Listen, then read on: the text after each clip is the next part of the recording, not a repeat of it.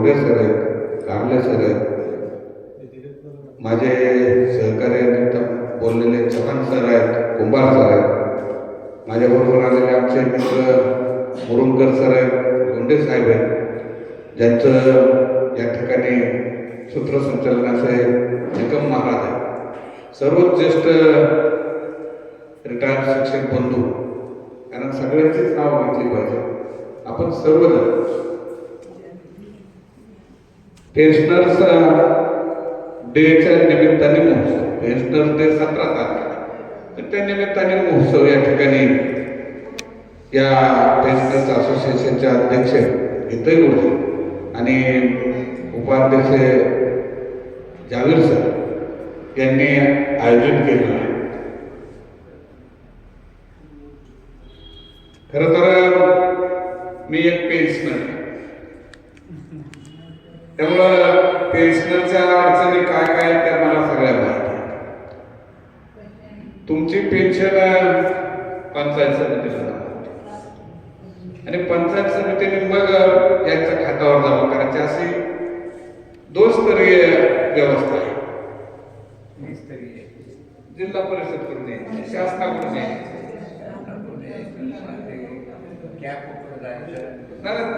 ते शासकीय व्यवस्था झाली.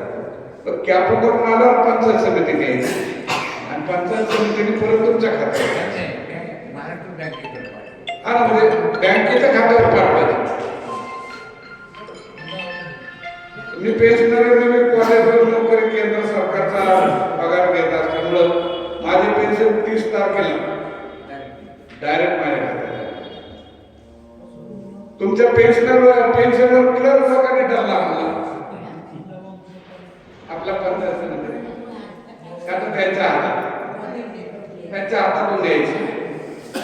माझे डायरेक्ट ट्रेझरीतून जमा होते, तर ट्रेझरीतून डायरेक्ट तुमच्या खात्यावर जर पेन्शन जमा झालं तर मधले लोक कोणी द्यायला लागले.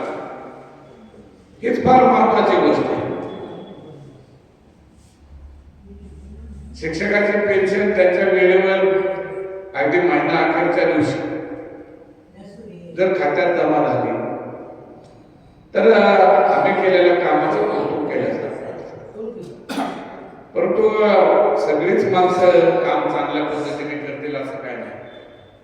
त्यामुळे काही लोक काम करताना थोडा कुचराई करतात, पेन्शन मध्ये पैसे जमा होत आहेत नाही होत आहेत, तुमच्यात फरक जमा होतो नाही होत, असे अनेक प्रॉब्लेम या ठिकाणी येताना दिसत आहे. आणि म्हणून ही आपली संघटना, या संघटनेने सगळ्यांनी एकत्र घेऊन आपले प्रश्न मांडले पाहिजेत, शासन दरबारी गेले पाहिजेत, संबंधित अधिकाऱ्याकडे गेले पाहिजे. तर आपले बरेचसे पेन्शनर असेल की ज्यांना उठता बसता येत नाही, येता जाता येत नाही, आणि मग या सगळ्यांचे प्रश्न सोडवण्यासाठी संघटना आणि संघटनेने यासाठी काम केलं. आपण आपल्या जीवनामधल्या तारुण्यामध्ये सगळे दिवस शासनाची नोकरी करण्यासाठी लागलो, आणि आता वृद्धापकाळाने आपल्याला जी मिळणारी आपल्या हक्काची पेन्शन ती व्यवस्थित मिळाली पाहिजे, आपल्याला आनंदी करता आलं पाहिजे. त्यासाठीचा हा पेन्शन द्यायचा आपला हाक आहे. खरं तर नोकरी करणारे बरेच जण नोकरी केल्यानंतर संसाराला लागले का काय असं वाटत, थांबतच नाही, काय ना काय करत. गुरुजी आपण त्यांच्या कार्यालयात गुरुजींनी लगेच मका ऐकायची, गुरुजींनी दारावर जायचं, गुरुजींनी काय काम करत राहायचं. वरांना आपण जबाबदाऱ्या ठेवणार असं मला वाटतं. आपली आवड म्हणून, आपली इच्छा म्हणून, आपल्याला आनंद मिळतो म्हणून करत राहणं ही वेगळी गोष्ट, आणि संसाराचं ओझं वाहत राहणं ही वेगळी गोष्ट. पेन्शनरने आता मजेत राहायला पाहिजे असं मला स्वतः.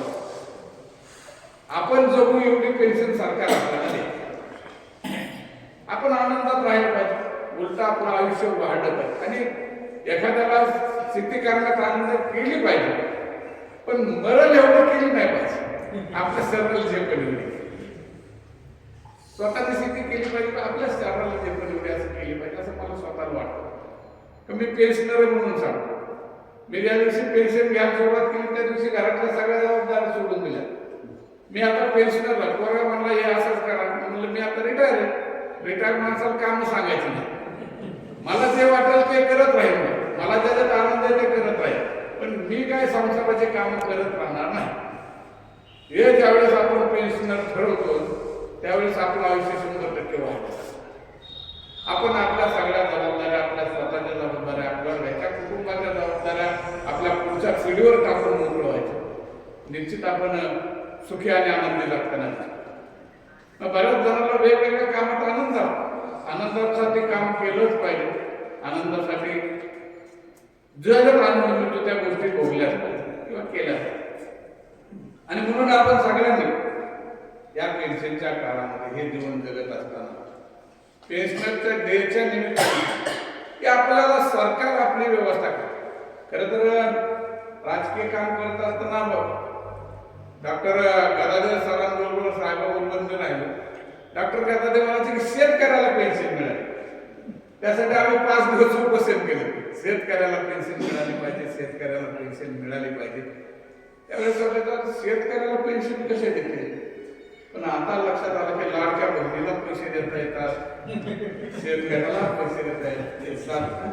पीएम किसान योजना आहे, महाराष्ट्र शासन देऊ शकतं. आणि सगळे जर जीवनाची शेवटची पुंजी आपली सुरक्षित असेल तर ते माणसं सुखी राहतात.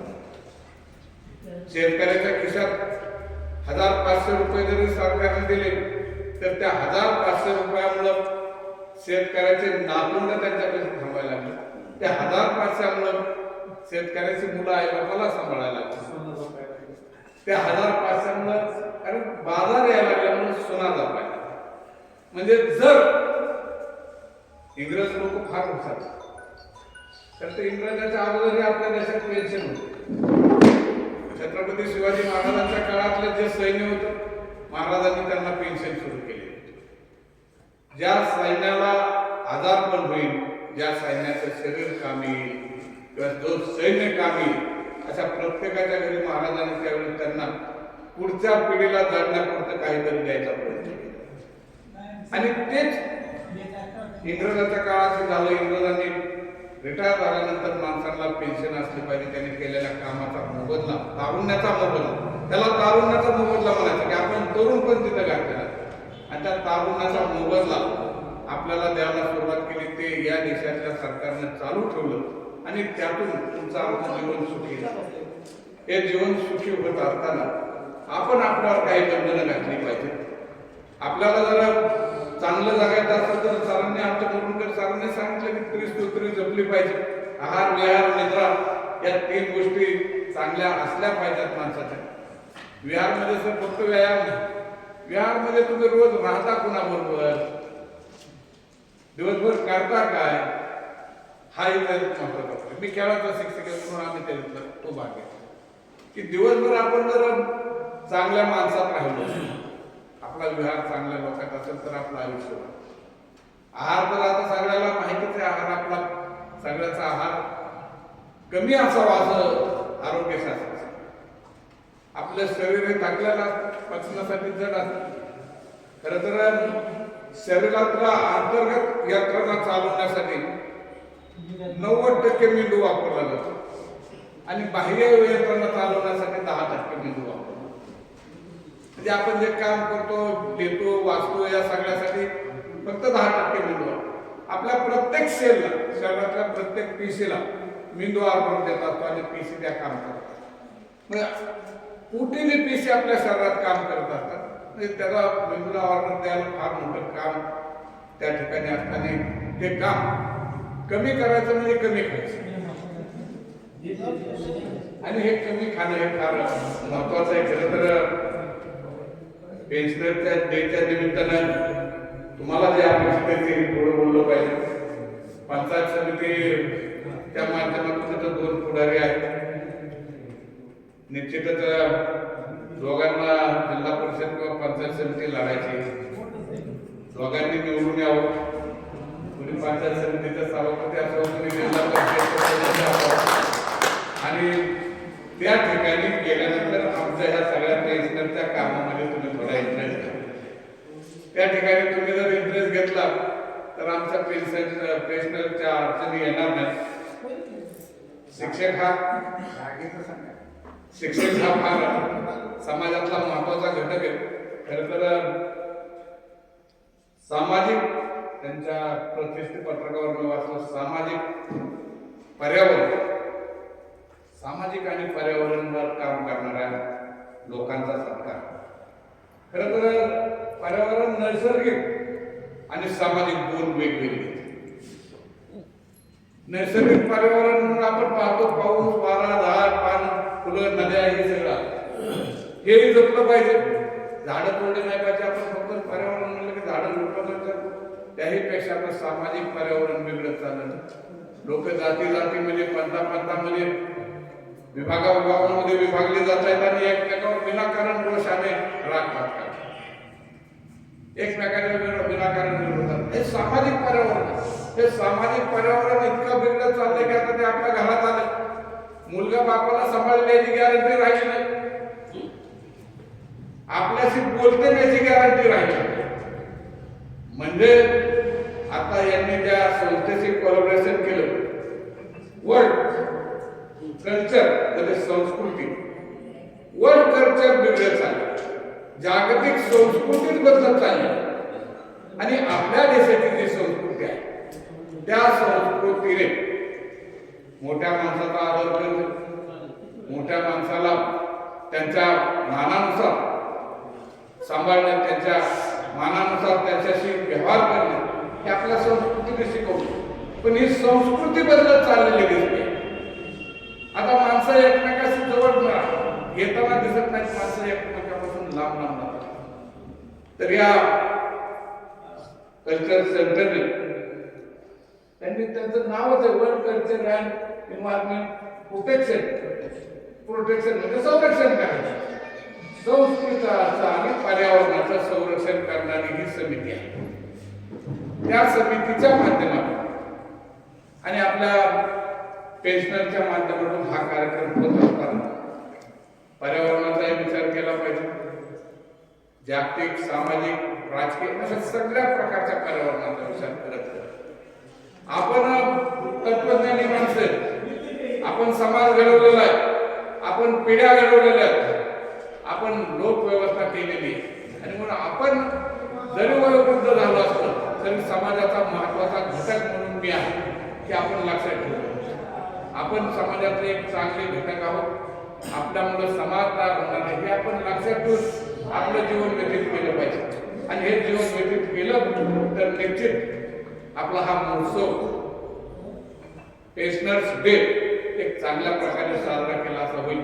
आपल्या बरोबरच्या सर्व सहकार्यांना एकत्र घेऊन त्यांच्या ज्या ज्या अडचणी आहेत, सरांनी सांगितलं की पेन्शनरसाठी तर एखादी जागा, खरं तर जिल्हा परिषदेच्या खूप जागा आहेत, यातली एक जागा दिली तर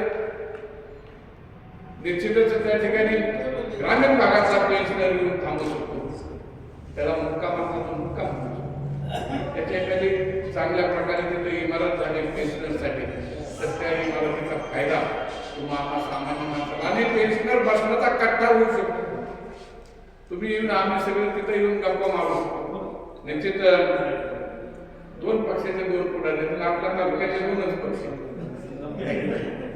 त्यांना विनंती राहील की ज्याची सत्ता येईल त्याने बाबा आमच्या पेन्शनरसाठी एखादी एक 1000-2000 स्क्वेअर फुटाची जागा दिली आणि तुमच्याच आमदाराकडून त्याला निधी टाकला तर पेन्शनरचं भवन होईल.